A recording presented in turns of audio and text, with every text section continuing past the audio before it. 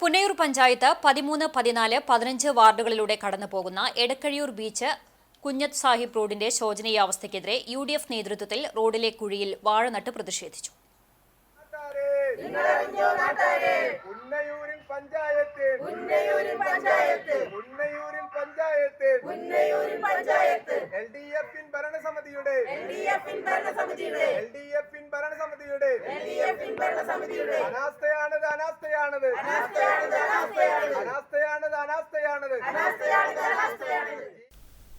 കഴിഞ്ഞ ദിവസങ്ങളിലായി നിരവധി പേർ കുഴിയിൽ വീണ് പരിക്കേൽക്കുകയും അപകടങ്ങൾ പതിവാവുകയും ചെയ്ത സാഹചര്യത്തിലാണ് പ്രതിഷേധവുമായി രംഗത്തു വന്നതെന്ന് UDF നേതൃത്വം പറഞ്ഞു.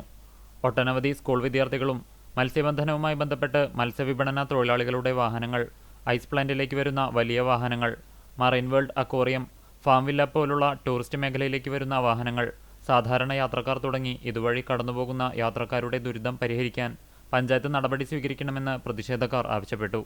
നിരന്തരമായി ഇവിടുത്തെ പുന്നയൂർ പഞ്ചായത്ത് ഭരിക്കുന്ന LDF ഭരണസമിതിയോട് നിരന്തരമായി ആവശ്യപ്പെട്ടിട്ടും ഇതുവരെ പ്രസിഡന്റോ ഇവിടുത്തെ വാർഡ് മെമ്പറോ തിരിഞ്ഞു നോക്കാത്ത ഒരവസ്ഥയാണ് ഇപ്പോൾ സംജാതമായിരിക്കുന്നത്. 2-3 ദിവസങ്ങൾക്കുള്ളിൽ 4-5 അപകടങ്ങൾ ബൈക്ക് മറിയുകയും ഓട്ടോറിക്ഷ ചെരിയുകയും മറ്റുമൊക്കെ ഉണ്ടായിട്ട് അപകടങ്ങൾ പതിവായിരിക്കുന്നു.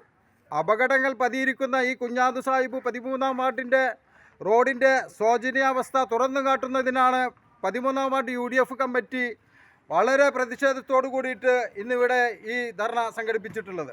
13-ാം വാർഡ് UDF ചെയർമാൻ ഷൗക്കത്ത് കിഴക്കൂട്ടിന്റെ അധ്യക്ഷതയിൽ UDF പഞ്ചായത്ത് കൺവീനർ കുഞ്ഞു മുഹമ്മദ് ചന്ദ്രിക ഉദ്ഘാടനം ചെയ്തു.